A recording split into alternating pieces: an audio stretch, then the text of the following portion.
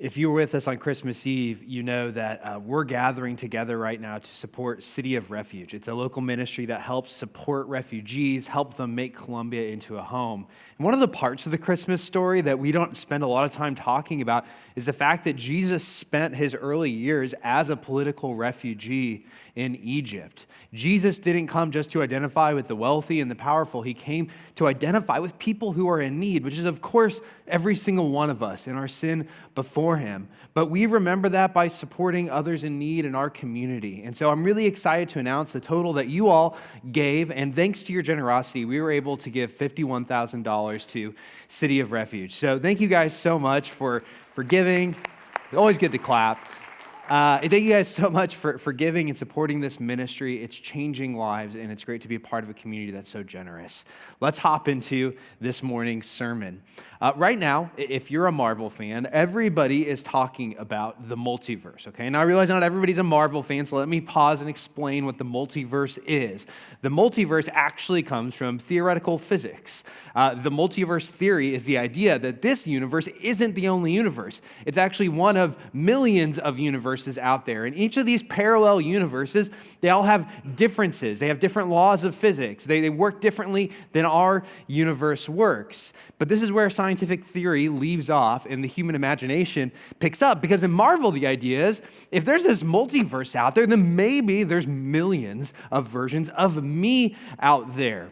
TikTok influencers who are apparently Marvel fans have picked up on this idea, and they've begun encouraging their followers to shift timelines. The idea is that, again, we're living in all these parallel universes, and maybe the reason why your life isn't going the way it should be going is because you're living in the wrong timeline. And so they have a method so that you can change yourself into a different timeline and live your best life now. Here's what you do. You hop into the shower, you turn it up real hot, you lather up with some very aromatic soaps, and then you turn that shower really cold. And when you go inside the cold water, the water functions like a portal, and whammo, you're in a different reality. Just like that. You're in a new universe, and now you get to be a new you, living your best life now. Now, they took the seed of this idea from Marvel movies. This is a theme that's coming in TV shows and movies, right? So like the TV show Loki, he realizes that he's not just one Loki, he's one of many Lokis. And of course, the question is, which Loki will our Loki become? And of course, Spider-Man isn't just one Spider-Man, he's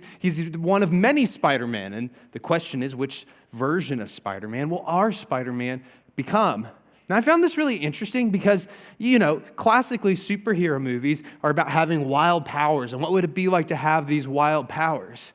But now that's not the drama anymore. The drama isn't around the superpowers. The drama is around something much more metaphysical. The question, who am I? Who am I? That's what we're asking in Spider-Man. That's what we're asking Loki. Of all the versions of Spider-Man that I can't be, which version of Spider-Man do I want to be? How do I know which version to choose? How do I know who I really am? And of course, this isn't just a question for superheroes. It's also a question that we all find ourselves asking. Who am I? What version of myself am I going to be? How do I know who I really am and what to become? Americans, we actually think that we have the answer to this question already. There was a Pew study that found that 91% of Americans believe that the key to happiness, the key to knowing who you are, is easy. You just look on the inside. Just look inside your own heart and you'll find your truth. And if you follow your heart and your desires, 91% of us believe that we'll be happy. I'll know who I really am. So who am I? Well, just look in here. Glennon Doyle, she's the author of a best-selling book, Untamed. And in this book, she tells the story of a cheetah that's inside of a zoo at an enclosure. And so she's at this zoo, and they let the cheetah out, and they've got this truck with this little pink bunny attached to it. And they speed the truck off, and the cheetah's galloping after it, trying to catch the pink bunny. And when it finally gets the pink bunny, they give it some food. And Glennon Doyle, as she's watching this, she really kind of starts to mourn it. She says, this is so sad. I mean, this cheetah should be out in the savannah. It should have miles and miles of space to prowl. It should be out there hunting. Instead, it's just chasing after pink bunnies. So that's what society does to you and me. You and me, we're like the cheetah, right? We're wild, we're glorious, we're beautiful. We have all these amazing things inside of us, but society, friendships, relationships, culture, they're like a zoo. They cage us. They enclose us. They domesticate us. They get rid of our wild. And Glennon Doyle says that the key to happiness, the key to being yourself, is to throw off the cage, look inside, and be true to yourself. And this is what she's done in her own life. This is what she wrote about herself in her book. She said, I looked hard at my faith, my friendships, my work, my sexuality, my entire life, and asked, how much of this was my idea? Do I truly want any of this, or is this just what I was conditioned to want? Which of my beliefs are my own creation, and which were programmed into me? How much of who I've become is inherent, and how much of it's just inherited? How much of the way I look and speak and behave is just how other people have trained me to look and speak and behave? How many of the things I've spent my life chasing are just dirty pink bunnies? Who was I before I became who the world told me to be? Over time, I walked away from my cages. I slowly built a new marriage, a new faith, a new worldview, a new purpose, a new family, and a new identity by design instead of default, from my imagination instead of from indoctrination, from my wild instead of from my training. Glennon Doyle says she has the answer to your problems. Who am I? She says, just look inside. You're a cheetah. Just look inside. You'll find the truth. And you get why it's so appealing, right? I mean, it's freeing if you think about it. The idea that all I need to do to be happy is just be true to myself, look inside my heart, follow my heart, that's really freeing. And there's some truth to it too, you know? If you let your family or relationships or society define you, be the thing that defines you, it often does lead you to unhappiness. She's got a good point there. But if family, society, culture, if those aren't the things that can define me, is the only alternative just looking inside of myself? Is that really the only other option? What about looking to God? What about looking to Jesus? You see, the Bible sees self-definition as a temptation. When Adam and Eve are in the garden and they take a fruit from the tree that God told them not to eat and they eat it, they were self-defining. They were saying to God, God, you don't know what's good and evil. You don't know what's best for us. I know what's best for me. I know what path I need to go on in my life. I know what's best. I looked inside and I'm following my heart.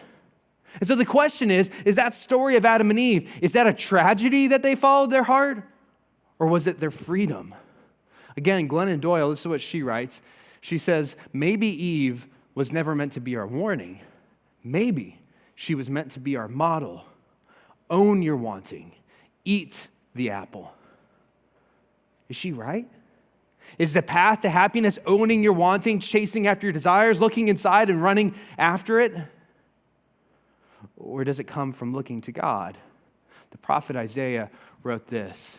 He said, woe to those who quarrel with their maker, those who are nothing but broken pottery among the broken pottery on the ground. Does the clay say to the potter, what are you making? Does your work say, the potter has no hands? Who's right? Is Glennon Doyle right? The key is making yourself, or is Isaiah right? Look to your maker. Your maker is the only one who can define you. Which one will really lead you to happiness? Who's going to define you? Your heart or God? Which one is it? And which one will lead you to happiness? You know, this makes me think about a recent interview that Oprah did with Adele. Adele's latest album, it's telling the story of her recent divorce. And so Oprah's interviewing Adele, asking her questions about why she got the divorce. And Adele explains it wasn't because of anything bad. You know, there wasn't any physical or emotional or verbal abuse. No one cheated on anyone. In fact, she said, look, I love my ex-husband. He's a great guy. We're still friends. It had nothing to do with him. The thing is, I just looked inside my heart. And when I looked inside my heart, I realized that this marriage wasn't really making me happy, that I didn't really actually want to be in this marriage. I didn't really actually want to be married. And so I looked inside my heart and I realized I have to follow my heart to be happy. And so I got the divorce. And Oprah starts celebrating her. She says, oh, this is so great. It's so brave. The fact that you'd risk, you know, your marriage for the sake of being true to yourself, that is so courageous. Are you any happier now? And Adele is honest and she says, no, I'm actually really not any happier now. In fact, she explains that she's really unhappy because she's experiencing all this guilt about what she did, specifically how it's hurting her 9-year-old son, Angelo. This is what she said to Oprah. If I can reach the reason why I left, which was the pursuit of my own happiness, Even though it made Angelo, that's her 9-year-old son, really unhappy, if I can find that happiness and he sees me in that happiness, then maybe I'll be able to forgive myself for it. Who's right and who's wrong? Is it Glennon Doyle or is it Isaiah? Is happiness found by looking inside and chasing after your desires? Can you define yourself, or does your identity come from outside of yourself? Which one's right? Is the idea that following your heart, is it just a Trojan horse? Beautiful, glorious on the outside, it looks great, but on the inside, it's full of death and destruction. Which one is it? Who's right and who's wrong?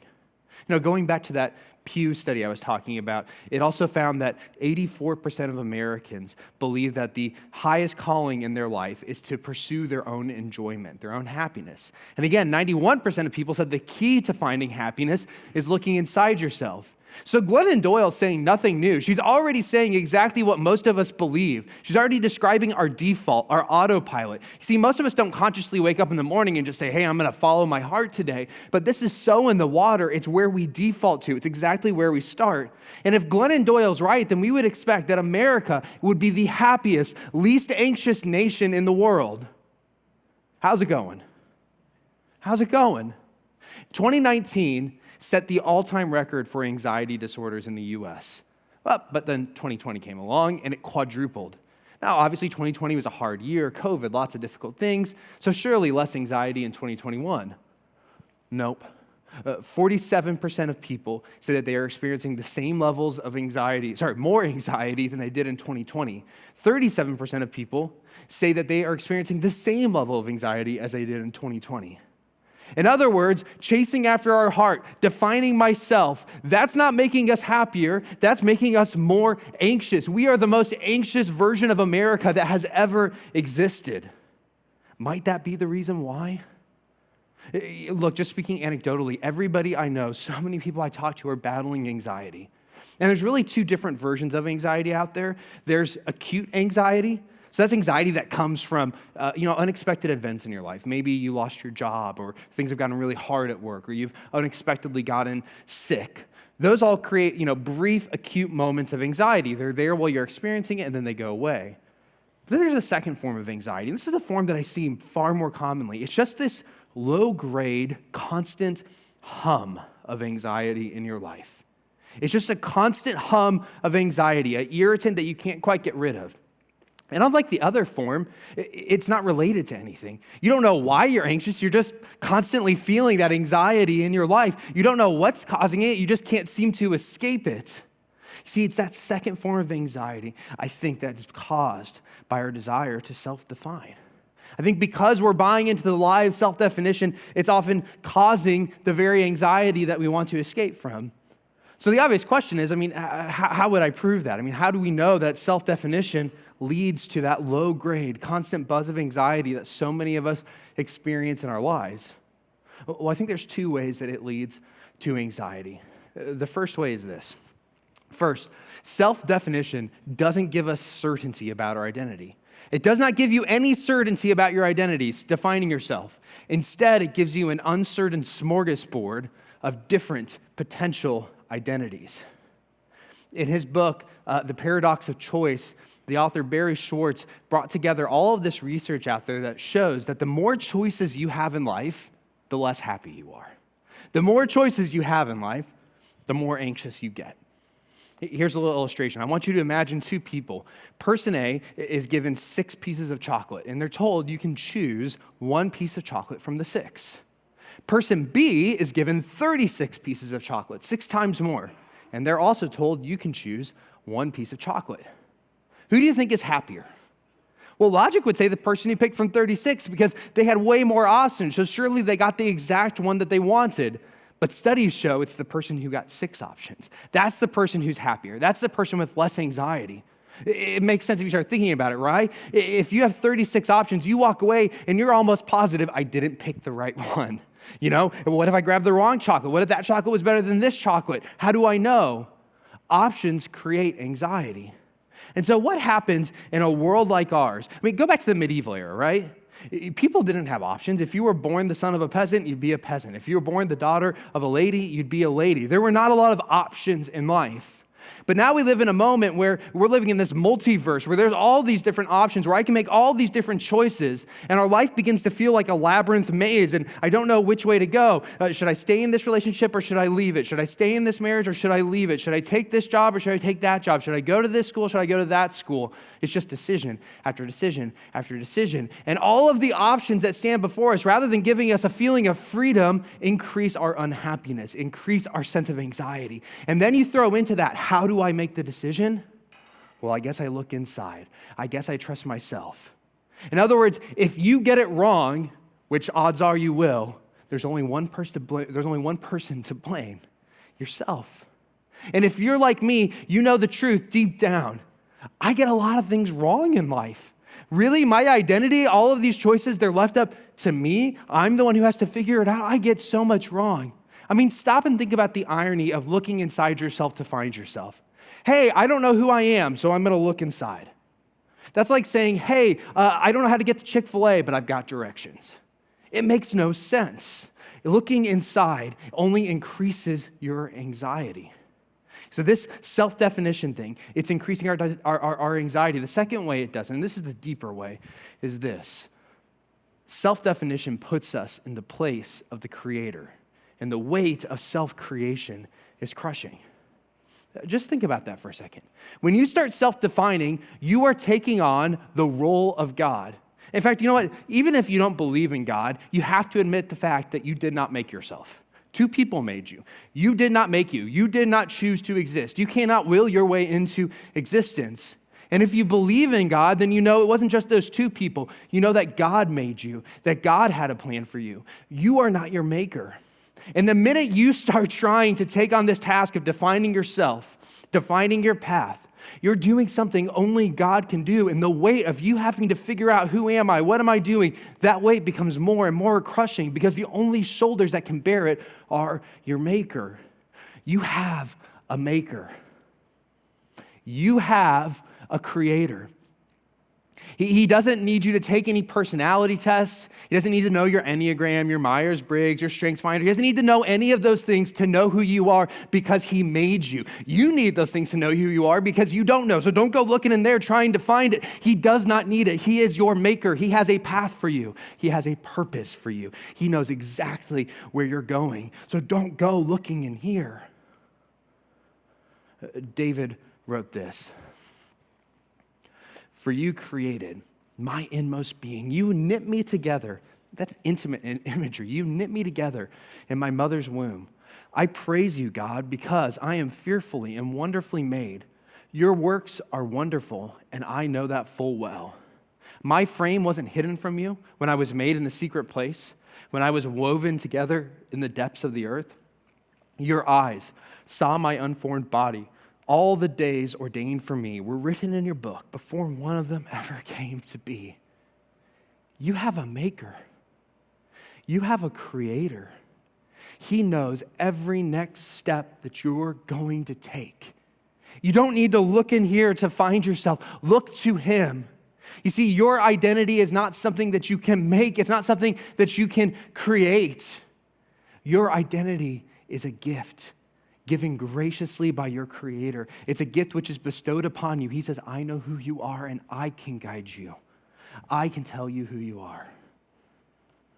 This makes me think about a story, that an old parable from kind of the medieval era. It was the story of the pot and the potter. And there's this potter, and he makes a pot, and he makes this pot so that it will gather rain. He lived in a very dry place, and so he sets the pot out, and the pot starts to gather rain, but the pot looks in the mirror one day. He says, I was made for more than this. I'm not a rain-gathering pot. I've got passion. I've got charisma. I was designed for the theater. And so the pot decides to leave. He goes off to the theater, and a stagehand finds him and says, this is a great pot. We could use this on stage. The pot can't believe it. I mean, it's finally his big break. But when the stagehand puts him on stage, he says, this pot is too plain. It's not going to look good on stage. Maybe we'll use it for a different purpose. And he takes it down to the storage room. And it sits there for year after year waiting for its big moment, but it never comes, and it just gathers cobwebs and spiders. And finally it says, okay, this isn't what I was made for. It looks in the mirror and says, I still have that passion. I'm a military man. I need to go off to battle. And so he goes to the local barracks, and a captain finds him. And the captain says, this is a great pot. I'll have all of my training swordsmen put their wooden swords in there, and they can collect the swords and hold the swords. And so that's what happens. And these swordsmen are pulling these swords out and throwing them back in. And every time they do it, the pot begins to crack. Its lid and lip begin to break down. The bottom of it cracks open. And the pot's thinking, I'm just taking a beating. I hate this. And it looks in the mirror and says, I still have that passion. You know what? I was made to be a leader. And so the pot goes off to the local castle, and he sees a lord, and the lord picks him up and looks at him and says, this pot is trash. And it throws the pot off into a waste dump. A few days later, the potter's walking by, and he sees the pot fragments lying on the ground, and he realizes that's my water pot that I lost. I want that water pot back. So he gathers up all of the pieces and he goes back to his workshop and he grinds it down and he mixes it up with new clay and he makes it back into a water pot. And he looks at the pot and says, you are designed to make water. And that pot doesn't need to look in the mirror again. He is looking at his maker and he knows, yes, you know what I was made for. I never knew what I was made for all along. You have a maker. He knows what you were made for. You can go look in the mirror all that you want, but you are not going to find the truth. You're just going to find another deception that feels good for a little bit and then ends up tricking you in the long run. You have a maker. In 2022, what if you made a resolution to experience less anxiety?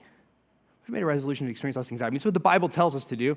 Paul wrote this in Philippians, do not be anxious about anything. Jesus said this in Matthew, therefore, I tell you, do not worry about your life. Now, what they were saying here wasn't try really hard not to feel anxious. You can try as hard as you want. That's never going to stop your anxiety. They were saying something deeper. They were saying when you are in a relationship with Jesus, that looks like trusting God with everything you have and trusting God to give you your identity, to give you yourself. So in 2022, if you want to resolve to have less anxiety, don't just resolve and say, okay, I'm going to try really hard to have less anxiety. Instead, say in 2022, I'm going to stop looking inside. I'm going to stop looking inside myself, trying to figure out what my truth is, trying to figure out what my desires are, trying to figure out who I am. I'm going to stop looking in myself, and instead I'm going to turn my eyes to Him, and I'm going to receive from Him this gift of grace. I know who you are. I made you. I know your purpose. I know your path. You don't need to figure it out on your own. I know who you are. In 2022, make that your resolution, to look to Jesus for your identity, not inside of yourself. Let's pray together. Jesus, we come before you this morning humbly. I come before you as someone who so often I find myself looking in the mirror, trying to figure out who I am. I think that I can define myself. I think that if I just look in my heart, I'll know the next right step. I'll know the next right truth. But Heavenly Father, the human heart is deceiving beyond almost anything else. I lead myself astray more than I lead myself in the right path. And Jesus, you didn't call me to be my maker. I don't have to bear this pressure. Jesus, we don't have to bear the pressure of trying to make ourselves, of trying to define ourselves. Jesus, just help us to take that weight off our shoulders, the weight that our culture puts on us, is you have to do it, and put it on your shoulders and say, no, I am not my maker. I am not my creator. Jesus, you are my maker. You are my creator. You tell me who I am. You guide my steps. You guide my path. Jesus, in 2022, I pray that you would free us from that low-grade, constant buzz of anxiety, not by trying hard or by efforting, but simply by looking to you and receiving the gift of knowing who we are in Jesus, that we have died with him, that we have been raised with him, that we are united to him, that he is us and that we are him. Jesus, I pray that you would define us. It's your name that we pray. Amen. Would you stand to receive God's blessing? And now, may the Lord bless you and keep you and make his face to shine upon you. I pray that he teach you to walk in the way everlasting and that he would give you an identity which can never be broken or lost. Go in peace. Thanks for worshiping with us.